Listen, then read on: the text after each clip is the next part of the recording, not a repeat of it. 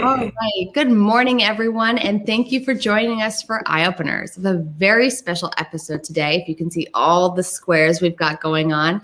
I usually have one guest, but today I'm going to try to juggle three, but there's a reason for it. I'm not just packing this full of guests. They have a very, very special collaboration, and we are going to chat about it, amongst other things. But first and foremost, we always start with coffee.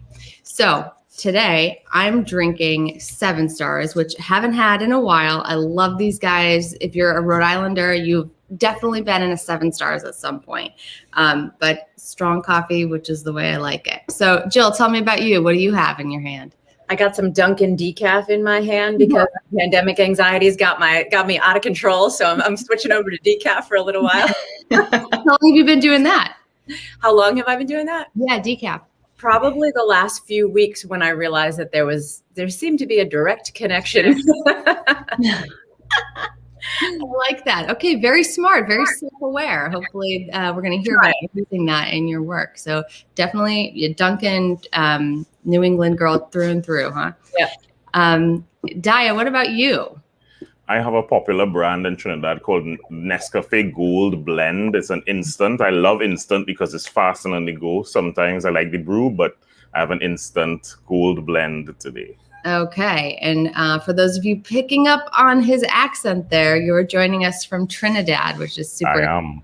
Which you might not even need an eye opener if you are in Trinidad. You just beautiful. You and definitely need an eye opener in Trinidad because you're so relaxed. You want to get a pep in your step for the day. Okay, cool. Well, we'll hear about your process for that soon. And Kamrin, what about you? What are you drinking? So I have a mug about the size of my head. That doesn't surprise me. And I am drinking actually Portland Coffee Roasters Tanager Song. I have a membership to Drink Trade, and I get coffee sent from all over the world every month, and it's awesome. It's so awesome. So yeah, this is my second cup the size of my head. So if my head spins right off, I mean, you'll know. We got to see your anxiety level. See what happens. Yeah, you got to check in with Jill and see if you need some decaf. Okay, cool. So I like to ask a very big question to jump us off here, but I don't like to play on the shallow end. So if we were to speak 3 years from now, all of us would jump on this again. Mm-hmm. What would you have accomplished that you'd be thrilled to tell me about? Kamrin, you want to take that one? Sure, absolutely. So in 3 years, what we would want to be excited about would be to have reached hundreds of women. The pandemic has really disproportionately affected women. And we would have loved to be able to say, Brittany, we helped send hundreds of women back to work. We helped send them confidently with their special sauce intact, where they could speak and use their voice in the great way. They were hired equitably, and then they had equitable opportunity once they got in. That's the dream. Okay. So we're starting to get a really good picture here of what you guys are about. So let me give the audience just a little clue into your guys' superpowers and why that's important to you. So Kamrin, you're an executive leadership and performance coach. You have over 20 years of experience in consumer goods in the fashion industry. You've worked at brands as big as multi-billion-dollar brands and smaller boutique brands. So you bring that experience, and then you've lived and worked all over the world, and so you bring that to your coaching practice. Very cool. Jill, you are a personal stylist, public speaker, communications coach with a passion that lives at the intersection of personal development, image, and authentic expression. You've got a very cool mixed background here. And so you're helping clients show up to achieve personal and professional goals. Mm-hmm. And you guys just trust me here. There's much more to these bios, but I'm just trying to keep this flow happening here. And then lastly, Daya, you are a Trinidad-based voice communication expert whose experience extends beyond the Caribbean. starting as a 5-year-old boy, you stood up in front of the mirror, microphone with a microphone or a deodorant bottle in hand, that has grown into a successful career in voice communication training. I love that. Very cool. It gives us a picture that this is truly an inherent part of who you guys are. It's your superpower, and you're bringing this to the table. So Kamrin, you kind of kicked us off with an answer to that question, that you want to impact hundreds of women to bring their voice out, to help them capture a more authentic form of who they are, but really empower them to kind of go after what they want. Daya, can you tell us a bit more about that, and what's your role in that? So Kamrin reached out to me because we are part of the same group, and she thought that I could help people in an interview process with how they use their voice to communicate. And that's so important, because you can have two people and both of them have the same qualifications, same background, going for the same job, but they don't nail it because there's a lack of confidence in themselves. And so what would be the people on the panel, what would they be looking for? They're going to be looking for confidence. They will be looking for how well someone could express themselves and how they can own a room. And the difference would be how that person responds. So that's where I step in to assist people if they're struggling with how they express themselves, how they use their tone, to just calm their nerves and just be able to step in and own the room. Yeah, that makes a lot of sense. I mean, I can definitely identify times when I wouldn't have necessarily said, "Oh, I'm struggling with confidence," but I would stutter when I would make a pitch. You know, I'd stutter when I tried to like say the price if I had just changed it or something. And I've never had a voice coach. I'm sure I could really benefit, but I used to record myself saying it and watch like, oh, the little funny like mannerisms I had, or the way I'd change my tone, and it's true. It's like about confidence really underneath all that. And so Jill, as a stylist, how do you address this confidence part of it? So yeah, I mean, it's such a huge piece of it. You know, the way that we look impacts not only how others perceive us, which is obviously really important in a job interview situation, but what I'm most fascinated with is the way that we look impacts the way that we perceive ourselves, and then our confidence shifts. So I see this all the time in my clients when they have the right thing on, the right colors, the thing that makes them feel truly who they are. Mm-hmm. Shoulders are back, chest is lifted, posture changes, the way that they speak changes. It's absolutely incredible. And there's tons of research to back this up, which is what I'm most fascinated with. So I kind of take that research and say, you know, here's how we can apply it with you. Here's how you can show up as looking like your most powerful self so that you then act like your most powerful self. Love it. Very, very well put. I have to use that there's research behind why I need that Rent the Runway subscription. Oh, absolutely. I bring this home to the dinner. So thank you for that. So many of us have struggled with the pandemic. You know, everyone loves their sweats. Everyone loves being comfortable. But I've got to say, after a year of people staying home, not getting dressed, I'm having a lot of people reach out to me now and be like, I'm in a rut. I don't feel right. I don't feel good. And so we always think we're dressing for other people, but even in our own homes, we haven't been dressed in a year, and it's affecting the way that we feel, even though no one else can see us. Totally. That's a really great point. Yesterday, I had my first ever working mom moment where I left the house in slippers and the school drop. Not on purpose. I've never done that. I had a dad that wouldn't let me participate in pajama day at school. And so it was very much like, no, that's not okay. And so I'm pulling up to school drop off, and I'm like, ah! And of course it was raining, and I found myself oh my gosh, I just have to tell people I made a mistake. Oh, how silly, ha ha ha. But I watched my confidence, right? And these are people who know me. It's not a big deal. It's not a work event. But it's true. It changes how you feel about yourself and how you think about yourself, and then ultimately how you present. And so that's a really, really valuable point and a key part of especially for this interview coaching element that you're talking about here. Yeah. So given that we are 13 months in, right, to this pandemic, what do you guys feel is the greatest opportunity based on that vision you were telling me about? Well, I think like Kamrin said, so many people are out of work or wanting to make a job pivot or a change.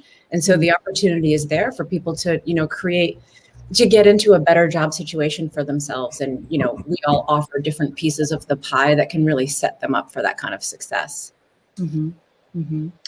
And so what's different now about someone who's looking for a job in this situation versus, let's say, like 3 years ago?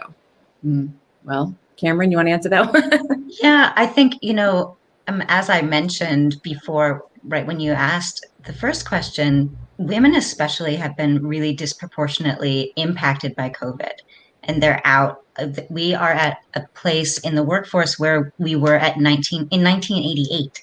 So many women have left the workforce. And so 3 years ago, women may have been very much in practice of interviewing or not even had to be interviewing. And now in this situation, they may have been out of work for 13 months. They may have been laid off, which even though they may understand that it's COVID and the company had a reason because they had to tighten their belts, it's still really hard not to take that personally. And I see that people are really questioning, do I have what it takes to compete in today's world? And I'm up against so many people. And I think that is also really shaking people up about whether or not they can put their best foot forward. Do they feel confident? Do they feel relevant? I work with people a lot, and I actually love working with working moms because I can help them reframe their superpowers that they may not know that they have, because I know they can multitask. I know they can get the job done. I know that they understand time management and budget management. So anyway, the difference really is that I think that the competition is amped up, and potentially the competition amped up, self-esteem potentially lower, and the monetary need potentially of like needing a paycheck also really adds to that anxiety. If you've been out of work, and I don't want people to have to go back to work in a poor level paying job. I want them to be able to go back in an equitable job and really, make a statement and continue to go forward. Beautiful. Very well put. I agree with all that. And I'm not alone. I have Carrie on here saying 4 of my favorite people. Yay. And Joanna is saying yes to all of those things you just mentioned. So it's really resonating with people. And that's definitely why I wanted to have you guys on, because this makes so much sense. My show usually features like a small business owner or entrepreneur, and that's all you guys, right? So I want to ask you, and in your defense, I'm throwing some of these random questions out here that I didn't prep you for, but how does this apply to somebody maybe not going for a corporate job or a big job like that maybe they're not necessarily interviewing, but what are the aspects of your superpowers, right? And how do you see it benefiting maybe a small business owner who's watching the show right now? Yeah, I don't want to overtalk. I was going to say, go ahead, Daya. Yeah. I think really for us as people, we definitely need to just learn how to use our voice more effectively. And I've been in so many different circumstances where an executive for an organization comes to meet with managers in another organization. And when you meet them, you hear so many great things about their organization. But when you meet them, their confidence is so low. I don't have confidence in investing in your product. There's something just about human nature. And we have to see ourselves as products. I always tell my people when I'm coaching them that see yourself as a product and put a value in it. You're a brand. And we have to see our voice like that, because you have to ask your question, would you buy you if you went into a shop and you spoke to yourself? So the reality is, I think with all executive CEOs, there's an aspect where it's not just all about the money and knowing your product, but how do you sell your product? And selling your product is about how you engage and how you speak with people who you're trying to barter with, to sell your product to, etc. So I think for every business person, certainly how you communicate with your voice, with compassion, with a sense of severity, with authority, you know, those different types of nuances are very important. I love it. I definitely can relate to what you're saying. Like when they say like, don't meet your heroes, right? Or don't meet someone that you really admire, because I did. And I was so surprised at like how meekly he presented, how like slouched shoulders, like Jill was saying, and like spoken like this. I'm like, what? And defend you, but what is this? Like, what's going on here? But yeah, so that is a really important piece. You're right, to really think about yourself as a business owner, that, you know, would you buy what you're selling, and to think about yourself. And really, this is true for all of us, right? Especially when you're applying for a job too, as having your own brand, and what do you want to convey, right? What are those like core competencies and values that you want to really shine through? Yeah. Really well said, Daya. Thank you. So what would you guys say? This is a chance to toot your own horn here.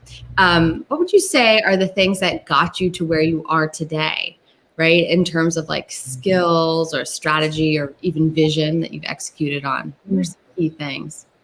I could start by answering that one. I think, so I've been working with women for 12 years, one-on-one, and doing speaking engagements and education and trainings about image, and, you know, how you can just use it as a tool in your toolbox. And when I first started out in business, I had a very different picture of what it might look like down the road. But what happened along the way is, you know, my clients became almost like, it became like this longitudinal study of learning about mostly women, some men, but mostly women, our body issues, the things that we struggle with confidence-wise, the things that I see over and over again in women's closets.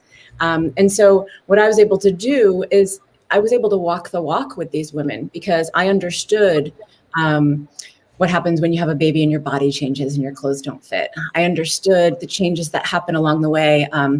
Most of my clients come to me in a period of some kind of transition. So I had a baby, I got divorced, I lost weight, I gained weight, I have a new job, I don't have a job, you know, all of these things. And so having been through pretty much all of those things as a woman, I've been able to use kind of that compassion and empathy to really connect, because what I do is fairly intimate in some ways. You know, I'm dressing you, you're changing clothes in front of me, you're telling me what parts of your body you don't like, what parts you do like. And so to be able to kind of disarm people and let them know, like, I struggle with this too, and guess what? So does every single other woman I've ever worked with in some small way.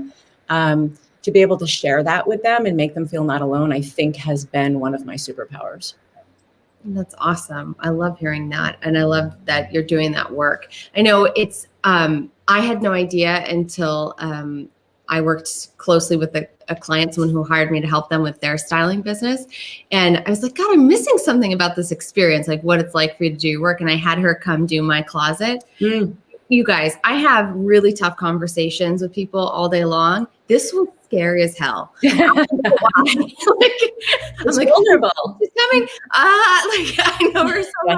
She's gonna go into my closet, and it's not like I have a boogeyman in there. Like, I don't know what I was so afraid of, but it's so interesting. It's like letting somebody really see you in a way we don't really classically identify as scary or like having shame about. So it was a really cool experience. And I really understand the value of having that interaction and having that intimate kind of letting somebody see you in that way, and really just help empower you and give you the confidence is really helpful. Cool. So what kind of breakthroughs have any of you had along the way that changed the way you lead or show up in your business? Breakthroughs or insights, like you were doing something, kind of felt like you weren't making any progress, and then bang, like you just saw it differently, or you saw how it needed to change. Kamrin, you can take that one. Yeah. Yeah. For me, as a coach, I my superpower actually, I mean, I love coaching, but I also love connecting people. And one of the things I bring to the table is being able to see where connections can be made and help people make them. I really like introducing people to other people. It brings me great pleasure to have been able to bring these two experts into this idea that I had. And the way that that stretched me as a leader and a business owner is to not be afraid to try to, and what earlier you asked a question about, what could an entrepreneur learn from this conversation? And again, it's like, wow, collaborations are so cool. I mean, we are bringing something that I don't know if it exists out there right now. And that was really, it's changed how I show up because I am able to stretch now. Like my ideas are stretching.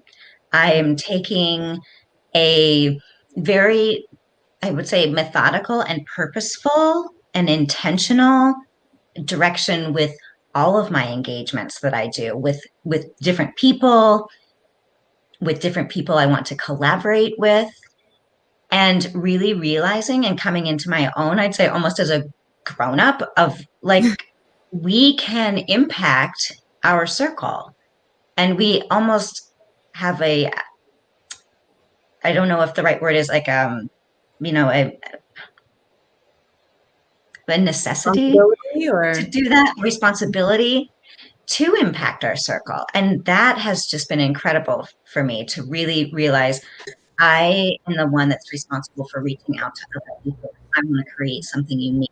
If I want to grow as a person, that I can cross those bridges and or build those bridges and then cross them. And that's really been something that has opened my world a lot and opened my opportunities. And also I think is part of my client delight. I mean, to be able to connect people, my clients, with people that they might not otherwise have the opportunity to work with a voice coach and a known voice actor in Trinidad, or a well-known stylist who's been on TV over 100 times. That to me brings me great pleasure and has really changed the way that I'm looking at my business. And I feel like it has really opened up opportunity for going forward because it just sparks so much creativity. I love that. And you bring up a point that I cover again and again with my clients, that if you found a true need, right, and you have a genuine interest or passion in that area, like it is your responsibility to put that out into the world. Like if this is your superpower, if you can really make a positive impact in this way, in this group that needs it, like it is your responsibility to share that gift with the world and really get it out there, instead of thinking, wow, like I don't want to feel salesy, or it feels uncomfortable to like ask people for things or even to receive, and it just has to be beyond that. We just have to, if that's uncomfortable for you, think about how important it is to serve the people that are in need of that. So very cool perspective. And I love kind of the urgency that you put behind that. Like, I saw this, we talked about it, and I'm putting it out there. I'm just going for it. And it's very awesome. We're getting lots of cool feedback. A cheers to Jill from Carrie for being a most compassionate human and powerhouse. And Kamrin McDonald is here. Oh, I love them. Yes, Kamrin, you connected me to Daya and life took a turn for the better. Oh, very cool. Love these connections. I got to vouch for Kamrin, the ultimate connector. I mean, I've met some people who are connectors, but Kamrin is like this level connector. Very cool. Thank you. Oh, and we have a question from my friend Rebecca. Do any of you have a way that you address imposter syndrome, whether it is valid? I think it's a feeling we have sometimes. Oh, could not agree more with you. And this is coming from a super accomplished woman herself. So if any of you guys, I'll admit to having imposter syndrome. Like we're definitely all having it. So really great question. Who'd like to take a stab at that? I will. I mean, to me, it's all about fake it till you make it. right? So there are ways that you can convey things through your dress that you want to convey about yourself that will help you feel more confident. Everybody has imposter syndrome. It's insane. The most accomplished people in the world have imposter syndrome. So, in my work, through clothing, the people that I work with, some may be sort of corporate bosses that need to incorporate a bit of softness into their wardrobe. And it's literally like we're adding cashmere, we're adding softer fabrics. Sometimes you can put on a blazer. Blazers convey authority. If you want like an instant kind of boost and like, I'm the boss, put on a blazer. And if you're me, that means high heels. It's very individual. So even when I'm doing Zooms, I'll wear high heels because that makes me feel kind of cool. And I don't care if you can't see them. I love that. About, what is it for you individually that makes you feel, we all know what it is. We just sometimes think it's ridiculous to do, like putting on heels for a Zoom call. But those are my 2 cents. Find the things in your closet that don't make you feel like an imposter, that make you feel like that boss, and put them on. Right. Daya, is that what you do? You look like you were feeling like a boss right now, so I just was wondering. No, the reality is that the thing with talking to people about their voice, I often try to debunk this whole issue of imposter syndrome because I deal with the mental aspect first, because a lot of people feel like that. They don't feel like they have what it takes to step into a room and to present something. And I always tell them, if you were called to make a presentation or to talk to a group of people, it means that people value something that you have. Mm-hmm. So therefore, there's this thing about people are going to judge what I have to say, what I have to do. And I usually start off with saying, see yourself differently, value yourself. And so many people, I don't like how I sound. I don't like when I play back my voice notes, how I sound. Oh my gosh. And I'm like, just forget all of that and just be your true self. And people will see through all of that. It doesn't matter if you sound like this when you talk. It doesn't matter. If you have something of value to say, people will value the content that you're delivering. And that just removes any kind of imposter syndrome. It's all in your head. Totally. And when you really believe it more, it just comes through. Yes, absolutely. Totally does. Yeah. Right. Yeah. But you're right. That is totally a thing. Like my husband is so supportive, loves to like watch my videos and stuff that I do. And when I hear it playing like in another part of the house, I'm like, turn it off. Where's that coming from? Like, I don't know. It's like, I'm so okay with putting myself out there. I do this show every week. I've been doing video for years and years. But I guess maybe at home, I don't want it. I don't want to hear it, but that is a place for me to dive in and explore. So thanks for pulling that out, Daya. It's super important. I believe there's this place of imposter syndrome can be a really good signal, and that it means that you're moving towards something that is a bit outside of your comfort zone, right? So if you're not feeling like an imposter in some way, you're super comfortable. You're like, yeah, I got this. Like, it's not even challenging. I'm not having to stretch myself in any way. And so I view it as, I try to reframe it for people and go, oh, this is a really good signal. You're uncomfortable right now. There's things we can do to remedy that and to help you keep moving forward and lean into it. But this is great. This is a sign of growth. Oh, I like that perspective. Thank you. Yeah. I'm about that. Sure. So we'll just keep trading ideas. Maybe I can be part of this little collab here. So now this is counterintuitive because I do like to make it positive, but I think it's really important to talk about the challenges that come up and the obstacles that we face as entrepreneurs here and what you do about it. So what would you identify, either one of you or collectively, as a weakness, and what's something that you're doing about it? This might stop you, this might hold you back a little bit. And how are you going to control for that? Because I think this can really connect with the experience that your clients are potentially having.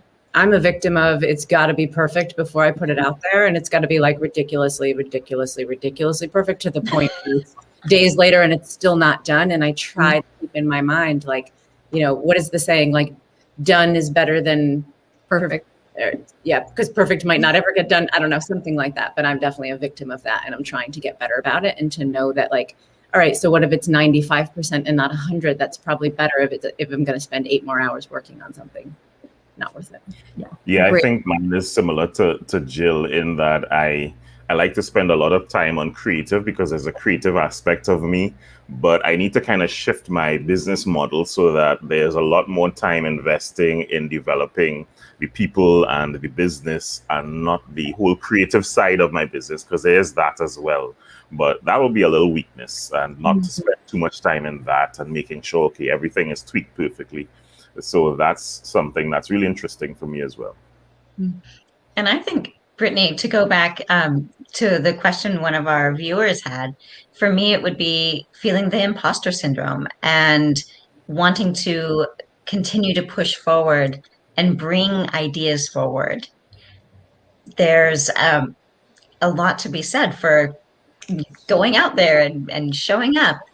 And you, I mean, I really learned a lot from you, Brittany, in terms of I now coach my own clients a lot about what something you just said. If it feels exciting and terrifying, it's exactly where you should be.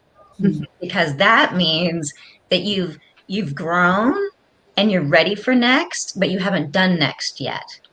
And one of the ways that I practice, getting over that is to remember that I'm speaking with other humans, no matter who they are, what level they are going through potentially all of the same things that we just talked about, imposter syndrome or stress at home, or they're trying to manage, they might be a CEO, but they are managing, probably a ton with less resource. They might have kids at home right now too. And we're all in that. And that has really, again, keeping that human view has really helped me when I get scared of like, okay, I have something to share. Maybe this will be helpful. And they're just another person just like me. And maybe I can help them. Maybe we can be friends. Yeah. I really love that point. Well, I can attest to the fact, Kamrin, that you are no stranger to leaning in when it feels uncomfortable and moving forward anyway, and having to kind of fill the gap there when you have to take that leap. Like, you will just do it, and that's what I love about watching you grow. I was having a conversation with a client the other day who has sold his 9-figure business and took something public, and like has done so much, and then was really struggling that his kid called him a terrible leader. Couldn't get over this. Superpowers. His dog was bothering him, about something, and I'm just like, oh, you're so human. You're like, it was so beautiful, and was such a great reminder for me, because what did I do? I prepared for 3 hours before this meeting, and make sure I did everything perfect to Jill's level of perfect. And I was like, oh gosh, yeah, no, I just have to show up and be a human, and they're showing me their human side too, and that's the only way you connect is getting rid of that stuff and just being there. Very cool. Well, I love that you guys are putting this out into the world. It's super valuable. People are going to really benefit from what you have to offer. Tell us quickly, how can people find you guys and learn more about your collaboration and your offering? Well, I'll go first, Brittany. So people can find, if they go to my website, which is KamrinHuban.com. I'm gonna have you go in the comments after this and write it down so people can. Oh, I'd be happy to. And if you do that and you go to the contact page, there is a box to tick that says intensive interview prep. And if you tick that box, the process starts with me, and then I coordinate and help you coordinate with Daya and Jill. And they also both have websites that we can put into the chat as well to find out more about them and what they offer in addition to this package. Great. Thank you so much, guys. And I'm sure you're all on LinkedIn. People can follow you there. I tagged you guys in the reminder for the show. Feel free to drop any more information about how people can engage with you in the comments section. You guys, it has been so wonderful to have you on. This has been fun to hear about the special offerings you all bring and adding tremendous value out there in the world. Thanks for coming on Eye Openers today. Thank you, Brittany. Thanks for having me. All right. Sorry, go ahead, Daya. No, I just said thanks for having me. And we so appreciate it, Brittany. It's really, really an honor to be interviewed on this show, to be a part of your community. And for any of you that are watching out there, we really appreciate your support and that you were interested and took the time to watch us today. If you come onto the website and are interested, if you mention that you saw us on Brittany's Eye Opener show, we'll offer you a 15% discount to our package. And we're really just happy about that. We're thrilled to send this message out into the world and have the opportunity to showcase it. And if you showed up, you get a discount. Thank you. We'll make sure we put that in the chat as well so people don't miss that part. Very cool. Well, thank you guys for offering that to the community. And I'm hoping you guys, take them up on this, even just do the intro call just to get a feel for what magic they can create for you. So you guys stay on with me for a second, but until next Friday, see you guys and create an amazing week.